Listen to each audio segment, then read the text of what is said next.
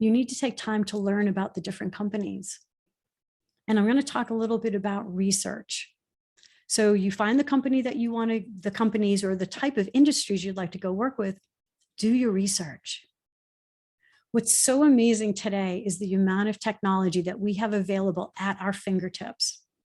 We have Google, we have LinkedIn, we have Facebook, there's websites, there's social media. So before we just go out and start sending our resumes out or start applying for different jobs, this really should go back to being a win-win. Finding a company that you're going to be passionate about and something that you're going to love getting up every day and going to and being part of that is going to be incredibly important. So spending some time doing the research on the company, it's kind of easy. You go onto their website and they talk about their mission and their vision and the culture. I also like to listen to what their tone is. What kind of words do they use? What's the cadence? How do they talk? You can go on to LinkedIn. Most LinkedIn pages also have the company, and they will talk about, their philosophy and what they think. I also like to find out whether a company is in alignment with my values. Are some of the things that they do, are they important to me as well? So are they in line with our values? What about, if I'm really into corporate social responsibility, does this company believe in that too? Are you comparable? Are your skills comparable to what skills that they're looking for?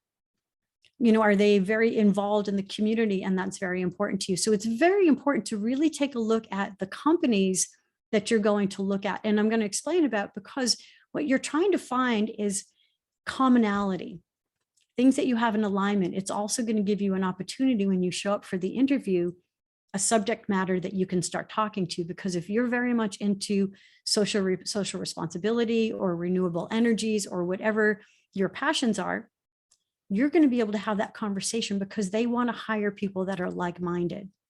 And that's going to put you ahead of the other people that are out there interviewing. So prepare what questions you want to ask.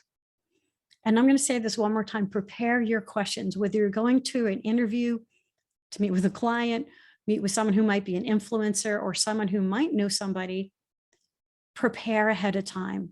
So do your research and plan, write down all the questions you want to know about the company. You might not get to all of them. I usually write down 10, 15, and then I circle like my top 3 or 4, so that if I have a limited amount of time, I make sure I get the most important ones out. Make sure if you're going to go on to an interview and you've already got the interview and you're getting ready to go, who are the people that you're going to be interviewing with?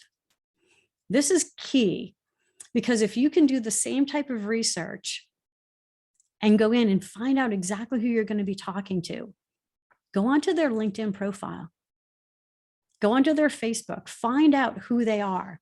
And this is where we try to find out, what's their personality? What do they talk like? Who are they? What do they like? Where do they live? Where do they play? What are their passions? What are some of the organizations they belong to or some of the boards that they're on? Because what you're trying to find is a shared value or things that you have in common. Because I'm going to recommend that first 10 minutes when you walk into an interview, and I recommend the same thing when I walk in to meet with a client for the first time, I never walk in the door and start talking business. We call it an icebreaker for a reason. You want to go in for that first 10 minutes and have a conversation, and you want to make it about them. So you need to find things that you can start to have a conversation with them that's going to interest them. So it's an icebreaker. And I'll give you a quick example. I had an opportunity. I got a referral to go meet with someone who runs a real estate company up here in up north of where I live here. So I had a referral. I got connected to her, but I've never met her. So I arrived at her office. I had done my research ahead of time, and I found out that they had just redid all of their branding and had a brand new logo. But I also found from her LinkedIn page, she was on the board of directors of the Humane Society up here. If anybody who knows me knows that I am a huge animal person. I have dogs, cats, horses, probably too many animals, but I have lots of animals, and that's my passion. I found out that she is on the board of directors of the Humane Society. So after I asked her about her logo, because I thought that was probably a great way to start, I said, by the way, how did you get involved with the Humane Society? I am a huge animal person, and I would love to hear a little bit more about how you got involved with that. I will tell you, her entire demeanor changed. We spent 10 minutes talking about her dogs, these 2 dogs that she had adopted through this rescue agency, and how much joy they had given her life. And she wanted to be able to give back to find more dogs, a wonderful home, and then have other people be able to share in that same type of experience that she did. I will tell you, the rest of the conversation was completely different than if I had not started a conversation with her, because we had created a bond. And when we talk about people do business with people that they know, they don't really know you that first, but they're getting to know you, and you can talk about things that are important to them, that they are interested in. And this goes for interviewers. And I have done this all the way up to CEO levels that I've talked to. When I found out something about them, I would start that conversation, because people do business with people they know, they're getting to like, and more importantly, they're starting to trust.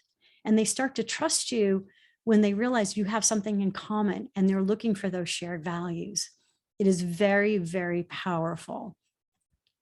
So you know who you're going to be talking to. You've done your research. You know a little bit about the company. You've written down questions. You know something about the interviewer. You're ready to have that conversation, and you're talking to them.